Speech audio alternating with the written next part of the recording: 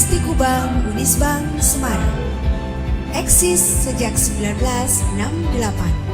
Semua program studi terakreditasi. Daftar dan registrasi online di website pmb.unisbank.ac.id. Unisbank hebat. Salam sejahtera. Di sini kami yang terdiri saya Indri Dwi Ramawati dengan mata kuliah Pengauditan 2 dari Prodi. Lalu saya Putri Damayanti, mata kuliah Pengauditan 2, program studi akuntansi. Dan saya Belinda Agustina, mata kuliah Pengauditan 2, program studi akuntansi.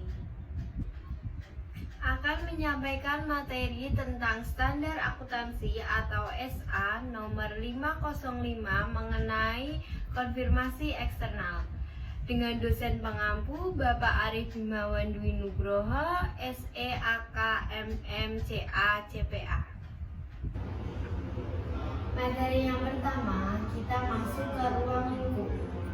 Standar audit atau SA ini berhubungan dengan penggunaan prosedur konfirmasi eksternal oleh auditor untuk memperoleh bukti audit berdasarkan ketentuan SA 330 dan SA 500.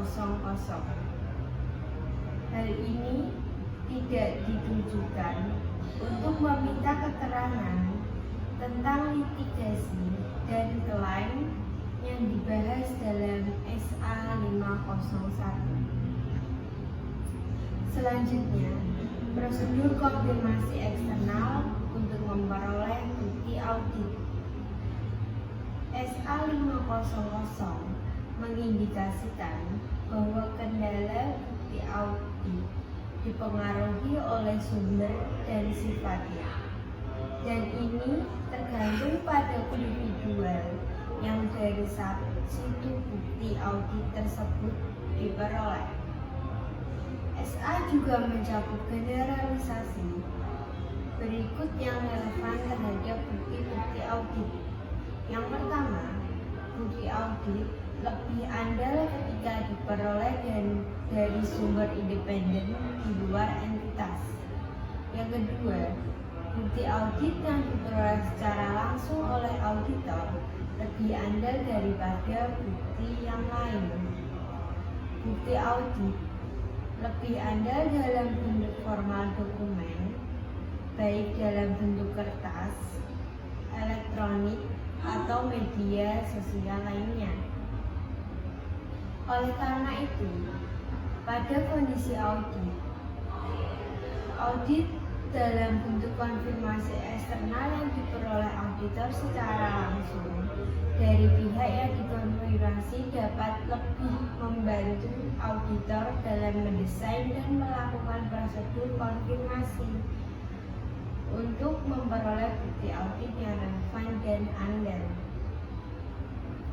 SA lainnya mengakui pentingnya konfirmasi eksternal sebagai bukti audit antara lain SA 330, SA 240, dan SA 500. SA 330 mensyaratkan auditor untuk memperoleh bukti audit yang lebih meyakinkan dengan semakin tingginya tingkat risiko yang ditentukan oleh auditor. Untuk melakukan ini, auditor dapat meningkatkan kuantitas atau memperoleh bukti audit yang lebih relevan dan andal, ataupun keduanya. Sebagai contoh, auditor harus memperoleh bukti dari pihak ketiga secara langsung. SA 330 juga mengindikasi bahwa prosedur konfirmasi eksternal dapat membantu auditor dalam memperoleh bukti audit dengan tingkat keandalan tinggi yang diperoleh oleh auditor untuk merespon risiko yang signifikan atas kesalahan penyajian material, baik yang disebabkan oleh kecurangan maupun kesalahan. Selanjutnya ada SA 240, yaitu mengindikasi bahwa auditor dapat mendesain permintaan konfirmasi untuk memperoleh timbangan informasi pendukung sebagai respon atau risiko kesalahan penyajian material yang telah ditemukan disebabkan oleh kecurangan pada tingkat asersi.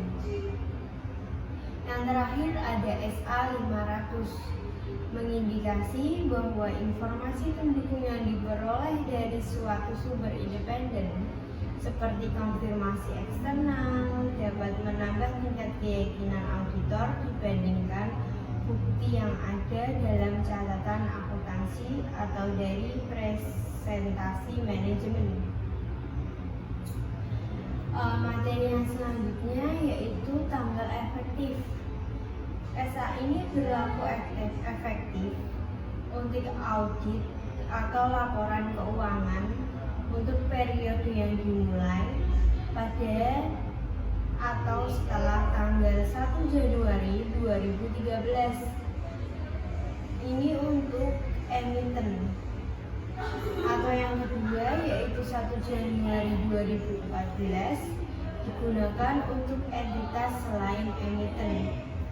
Penerapan ini dianjurkan untuk entitas selain emiten.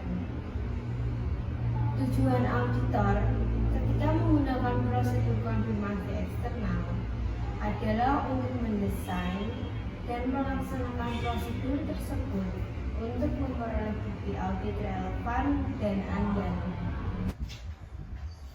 Selanjutnya, definisi. Yang pertama, konfirmasi eksternal. Bukti audit yang diperoleh sebagai suatu respon tertulis langsung kepada auditor dari pihak ketiga, baik dalam bentuk kertas, elektronik, atau media lainnya. Yang kedua, permintaan konfirmasi positif. Suatu permintaan konfirmasi kepada pihak ketiga untuk merespon secara langsung kepada auditor yang menunjukkan apakah pihak yang dikonfirmasi tersebut setuju atau tidak setuju dengan informasi yang terdapat dalam permintaan konfirmasi atau menyediakan informasi yang diminta. Yang ketiga, permintaan konfirmasi negatif. Suatu permintaan konfirmasi kepada pihak ketiga untuk merespon secara langsung kepada auditor hanya jika pihak yang dikonfirmasi tidak setuju dengan informasi yang terdapat dalam permintaan konfirmasi. Yang keempat, tanpa respon. Suatu kegagalan dari pihak yang dikonfirmasi untuk merespon sebagian atau secara penuh terhadap permintaan konfirmasi positif, atau sebuah permintaan konfirmasi yang kembali karena tidak sampai ke tangan pihak yang dikonfirmasi. Yang kelima, penyimpangan. Suatu respon yang menunjukkan perbedaan antara informasi yang diminta untuk dikonfirmasi atau diinformasi yang terdapat dalam catatan entitas dengan informasi yang disediakan oleh pihak yang dikonfirmasi. Prosedur konfirmasi eksternal. Yang pertama, menentukan informasi yang dikonfirmasi atau yang diminta. Prosedur konfirmasi eksternal seringkali dilakukan untuk mengonfirmasi atau meminta informasi tentang saldo akun dan unsurnya. Konfirmasi dapat juga digunakan untuk mengonfirmasi ketentuan dalam perjanjian, kontrak, atau transaksi antara entitas dengan pihak lainnya, atau untuk mengonfirmasi tidak adanya kondisi tertentu seperti perjanjian tambahan. Yang kedua, memilih pihak yang tepat untuk dikonfirmasi. Respon atas permintaan konfirmasi merupakan bukti audit yang lebih relevan dan andal pengguna permintaan konfirmasi dikirimkan kepada pihak yang dikonfirmasi, yang yakni oleh auditor mengetahui tentang informasi yang dikonfirmasi. Sebagai contoh, seorang personel institusi keuangan yang berpengetahuan tentang transaksi atau pengaturan yang kepadanya permintaan konfirmasi ditunjukkan merupakan orang yang lebih tepat di institusi keuangan tersebut untuk diminta konfirmasi. Yang ketiga, mendesain permintaan konfirmasi. Format permintaan konfirmasi dapat secara langsung mempengaruhi tingkat respon konfirmasi, keandalan, dan sifat dari bukti audit yang diperoleh dari respon. Faktor yang dipertimbangkan pada saat mendesain permintaan konfirmasi mencakup: yang pertama, asersi yang ingin dituju. Yang kedua, resiko kesalahan penyajian material yang diidentifikasi spesifik termasuk resiko kecurangan. Yang ketiga, susunan dan penyajian konfirmasi. Yang keempat, pengalaman sebelumnya tentang audit atau perikatan serupa. Yang kelima, metode komunikasi. Yang keenam, otorisasi manajemen atau dorongan kepada pihak yang dikonfirmasi untuk merespon kepada auditor. Pihak yang dikonfirmasi hanya akan bersedia untuk merespon permintaan konfirmasi yang berisi otorisasi manajemen. Yang ketujuh, kemampuan pihak yang dikonfirmasi untuk merespon atau menyediakan informasi yang diminta. Sebuah permintaan konfirmasi eksternal positif meminta pihak yang dikonfirmasi untuk menjawab kepada auditor dalam semua kasus. Dengan menunjukkan persetujuan pihak yang dikonfirmasi dengan informasi yang diberikan, atau dengan menanyakan pihak yang dikonfirmasi untuk menyediakan informasi. Suatu respon terhadap sebuah permintaan konfirmasi positif biasanya diharapkan sebagai bukti audit yang andal. Namun, ada risiko bahwa pihak yang dikonfirmasi mungkin membalas permintaan konfirmasi tanpa melakukan verifikasi apakah informasi adalah benar. Auditor dapat mengurangi risiko ini dengan menggunakan permintaan konfirmasi positif yang tidak menyatakan jumlah dalam permintaan konfirmasi dan menanyakan pihak yang dikonfirmasi untuk mengisi jumlah atau melengkapi informasi lainnya.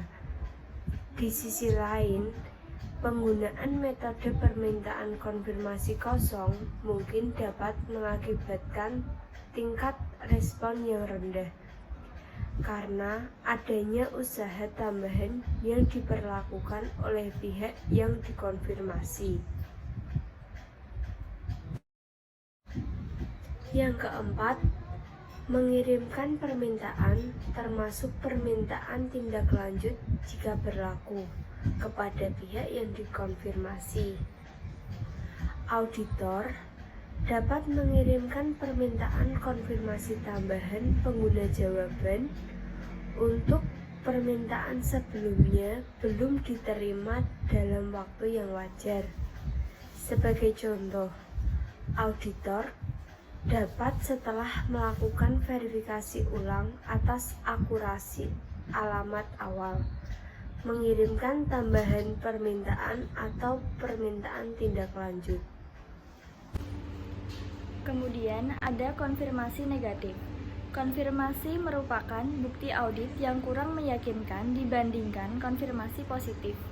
Oleh karena itu, auditor tidak boleh menggunakan permintaan konfirmasi negatif sebagai prosedur audit substantif tunggal untuk yang ditujukan untuk suatu resiko yang ditentukan kesalahan penyajian material pada tingkat asersi, kecuali jika terdapat semua hal berikut. Yang pertama, auditor telah menentukan resiko kesalahan penyajian material adalah rendah dan telah memperoleh bukti audit yang cukup dan tepat tentang efektivitas operasi pengendalian yang relevan dengan asersi. Yang kedua, populasi unsur-unsur yang diterapi prosedur konfirmasi negatif terdiri dari sejumlah besar saldo akun, transaksi, atau kondisi yang kecil dan homogen. Yang ketiga, diharapkan suatu tingkat penyimpangan sangat rendah. Dan yang terakhir, auditor tidak menyadari keadaan atau kondisi yang akan menyebabkan penerima permintaan konfirmasi negatif mengakibatkan permintaan konfirmasi. Kegagalan dalam menerima respon atas permintaan konfirmasi negatif tidak secara eksplisit menunjukkan penerimaan oleh pihak yang dimaksud untuk dikonfirmasi tentang permintaan konfirmasi atau verifikasi atas keakuratan informasi yang terkandung dalam permintaan tersebut. Oleh karena itu, suatu kegagalan pihak yang dikonfirmasi untuk merespon permintaan konfirmasi negatif menyediakan bukti audit yang kurang meyakinkan daripada suatu respon terhadap permintaan konfirmasi positif. Kemungkinan besar pihak yang dikonfirmasi juga merespons ketidaksetujuan mereka atas permintaan konfirmasi pengguna. Informasi dalam permintaan tidak sesuai dengan keinginan mereka, dan kecil kemungkinan untuk merespon dengan informasi yang sebaliknya. Sebagai contoh, pemilik rekening bank kemungkinan besar lebih merespon pengguna mereka yakin bahwa saldo pada akun mereka tercatat lebih kecil daripada yang tercantum dalam permintaan konfirmasi. Namun, kemungkinan lebih kecil merespon pengguna mereka yakin saldo akun mereka tercatat lebih besar. Oleh karena itu, pengiriman permintaan konfirmasi negatif kepada pemilik rekening bank mungkin merupakan prosedur yang bermanfaat dalam mempertimbangkan apakah saldo tersebut lebih kecil, namun mungkin efektif jika auditor mencari bukti tentang lebih saji saldo tersebut. Yang selanjutnya, ada penolakan manajemen terhadap auditor dalam mengirimkan permintaan konfirmasi. Yang pertama, meminta keterangan tentang alasan manajemen untuk menolak dan mencari bukti audit tentang validasi dan memadainya alasan tersebut. Suatu penolakan oleh manajemen untuk mengizinkan auditor untuk mengirimkan peroleh auditor. Oleh karena itu, auditor diharuskan untuk menanyakan alasan pembatasan tersebut. Suatu alasan umum yang dikemukakan adalah adanya sengketa hukum dan proses negosiasi dengan pihak yang dimaksudkan untuk dikonfirmasi. Oleh karena itu, dapat menyebabkan permintaan konfirmasi tidak tepat waktu. Auditor harus mencari bukti atas validasi dan kewajaran alasan tersebut, karena resiko penolakan manajemen tersebut mungkin mengindikasikan manajemen sedang mencoba untuk menolak akses auditor ke bukti audit yang dapat mengungkapkan kecurangan atau kesalahan.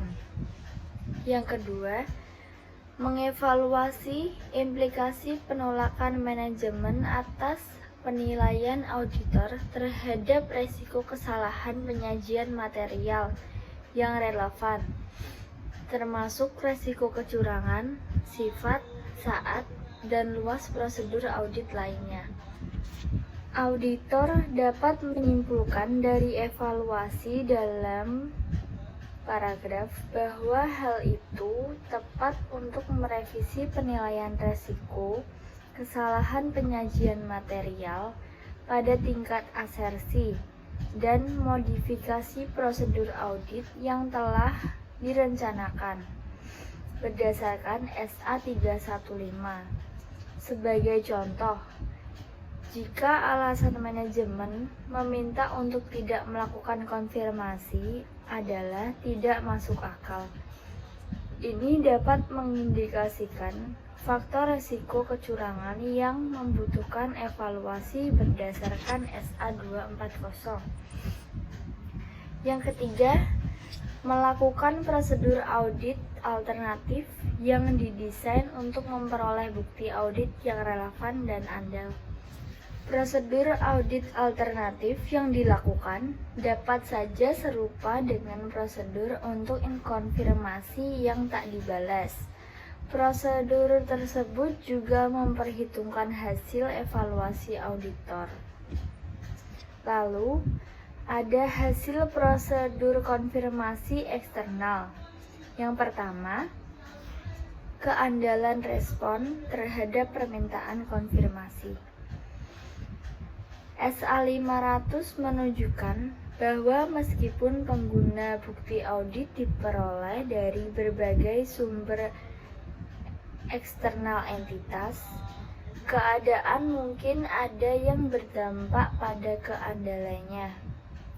Semua respon konfirmasi membawa beberapa resiko dari intersepsi, perubahan, atau kecurangan.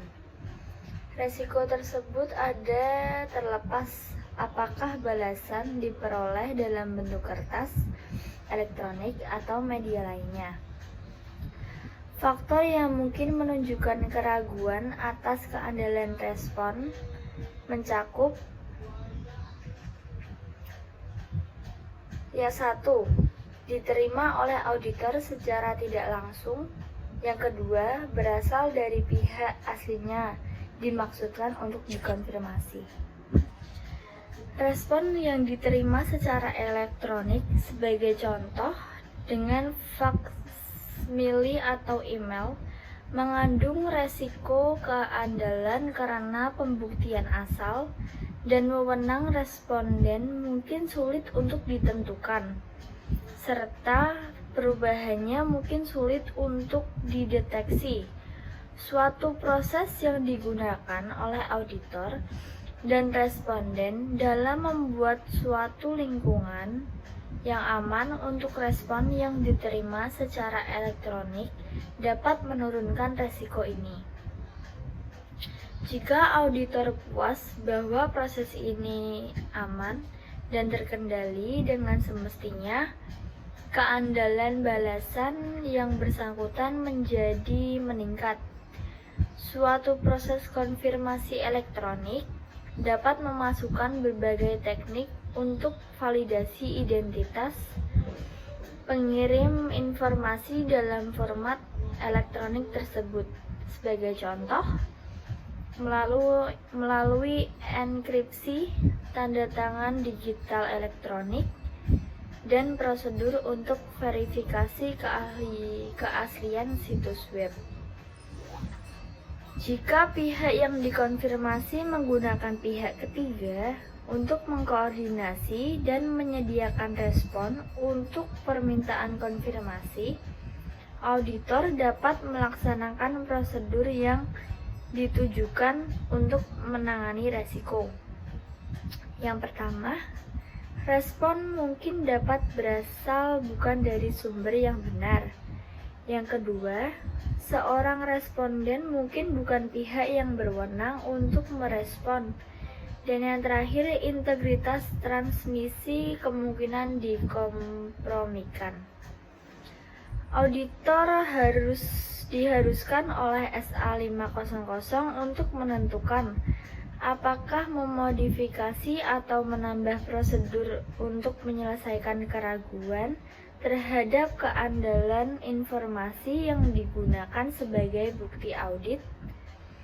Auditor dapat memilih untuk melakukan verifikasi atas sumber dan isi respon permintaan konfirmasi dengan menghubungi pihak yang dikonfirmasi. Sebagai contoh, pengguna pihak yang dikonfirmasi merespon melalui email. Auditor dapat menghubungi pihak yang dikonfirmasi untuk menentukan apakah benar pihak yang dikonfirmasi yang sebenarnya mengirimkan balasan. Pengguna suatu respon telah kembali ke auditor secara tidak langsung. Auditor dapat meminta pihak yang dikonfirmasi untuk merespon secara tertulis langsung kepada auditor. Dengan sendirinya, suatu respon lisan terhadap suatu permintaan konfirmasi tidak memenuhi definisi sebagai konfirmasi eksternal karena bukan merupakan respon tertulis secara langsung kepada auditor. Namun, pada waktu memperoleh respon lisan atas permintaan konfirmasi, auditor mungkin dapat tergantung kondisi meminta pihak yang dikonfirmasi untuk merespon secara tertulis langsung kepada auditor. Jika respon tersebut tidak diterima sesuai dengan paragraf 12, auditor mencari bukti audit lainnya untuk mendukung informasi dalam respon lisan tersebut. Suatu respon terhadap permintaan konfirmasi dapat berisi bahasa yang bersifat membatasi terkait dengan penggunaannya. Pembatasan tersebut tidak perlu mengurangi keandalan respon tersebut sebagai bukti audit. Lalu, yang kedua, respon yang tidak dapat diandalkan. Pengguna auditor menyimpulkan bahwa suatu respon yang tidak dapat diandalkan, auditor mungkin perlu untuk merevisi penentuan resiko kesalahan, penyajian material pada tingkat asersi, dan memodifikasi prosedur audit yang direncanakan. Sesuai dengan SA 315, sebagai contoh, suatu respon yang tidak dapat diandalkan dapat menunjukkan faktor resiko kecurangan yang menuntut untuk evaluasi sesuai dengan SA 240. Lalu, tidak respon. Contoh prosedur audit alternatif yang dapat dilakukan oleh auditor mencakup yang pertama, untuk saldo akun piutang, memeriksa penerimaan khas khusus setelah tanggal neraca, dokumen pengiriman, dan penjualan mendekati akhir periode. Untuk saldo akun utang, memeriksa pengeluaran kas setelah tanggal neraca atau korespondensi dengan pihak ketiga, dan catatan lainnya seperti catatan penerimaan barang. Sifat dan luas prosedur audit alternatif dipengaruhi oleh akun dan asersi menimbulkan tanda tanya. Permintaan konfirmasi yang tidak dibalas dapat menunjukkan suatu resiko kesalahan penyajian material yang sebelumnya tidak teridentifikasi. Dalam situasi ini, auditor mungkin perlu untuk merevisi penilaian resiko kesalahan penyajian material pada tingkat asersi dan memodifikasi prosedur audit yang direncanakan sesuai dengan SA 315. Sebagai contoh, lebih sedikitnya respon atas permintaan konfirmasi daripada yang diantisipasi, atau suatu jumlah respon yang lebih besar daripada jumlah yang diantisipasi, dapat menunjukkan faktor resiko kecurangan yang tidak terdeteksi sebelumnya yang memerlukan evaluasi sesuai dengan SA 240. Kemudian, penggunaan respon terhadap konfirmasi positif diperlukan untuk memperoleh bukti audit yang cukup dan tepat. Dalam kondisi tertentu, auditor dapat mengidentifikasikan suatu resiko kesalahan penyajian material yang telah ditentukan pada tingkat asersi, yang untuk itu respon terhadap permintaan konfirmasi positif diperlukan untuk memperoleh bukti audit yang cukup dan tepat. Kondisi seperti itu dapat mencakup: yang pertama, informasi yang tersedia untuk meningkatkan asersi manajemen hanya tersedia di luar entitas. Yang kedua, faktor resiko kecurangan khusus seperti resiko manajemen mengesampingkan pengendalian atau resiko kolusi yang dapat melibatkan karyawan atau manajemen mencegah auditor untuk mengandalkan bukti dari entitas. Yang terakhir ada penyimpangan.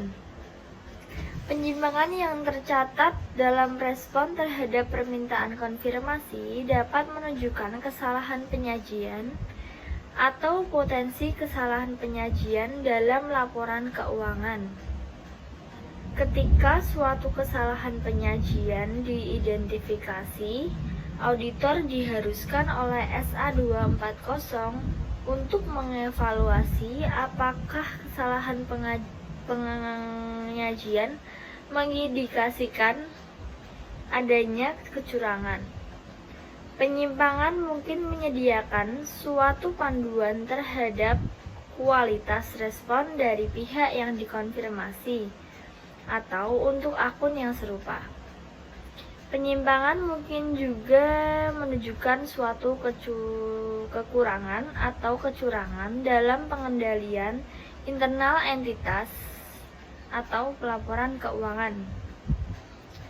Beberapa penyimpangan tidak mencerminkan kesalahan penyajian.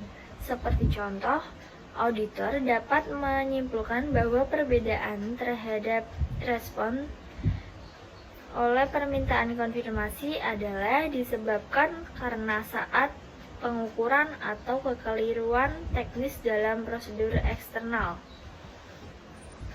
Dan yang terakhir, pengevaluasian atas bukti yang diperoleh. Yang pertama, suatu respon dari pihak tepat yang dikonfirmasi menunjukkan persetujuan dengan informasi yang disediakan dalam permintaan konfirmasi atau menunjukkan informasi yang diminta tanpa adanya penyimpangan. Yang kedua, suatu respon yang dianggap tidak dapat diandalkan. Yang ketiga, suatu permintaan konfirmasi yang tidak direspon.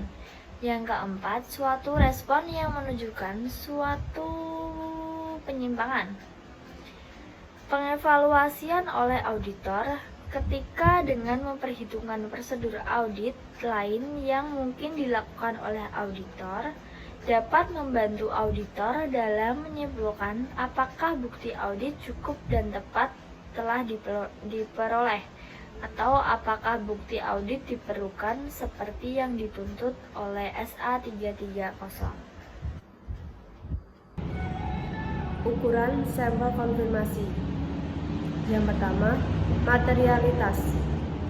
Yang kedua, inherent risk. Yang ketiga, control risk.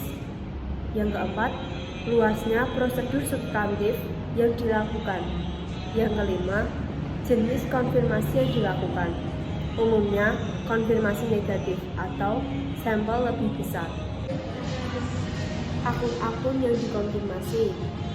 Yang pertama, piutang. Memastikan audit memiliki saldo piutang sesuai saldo di laporan keuangan. Yang kedua, utang. Memastikan audit memiliki saldo utang sesuai dengan saldo laporan keuangan. Yang ketiga, modal. Memastikan audit memiliki saldo modal sesuai saldo di laporan keuangan. Yang keempat, bank. Memastikan audit memiliki saldo bank sesuai saldo di laporan keuangan. Yang kelima, hukum. Memastikan audit tidak memiliki keterlibatan hukum yang dapat mengganggu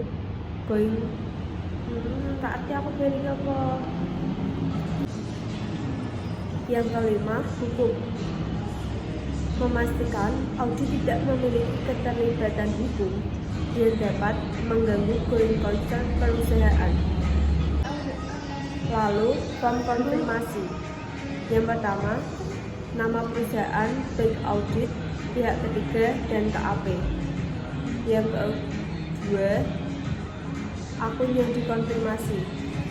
Yang ketiga, jumlah saldo akun yang dikonfirmasi atau boleh dikosongkan jika konfirmasi positif. Yang keempat, tanggal saldo yang dikonfirmasi. Yang kelima, tanda tangan pejabat dan stempel pihak ketiga. Halo, lebih baik prioritaskan untuk meningkatkan pendapatanmu daripada harus menahan pengeluaranmu.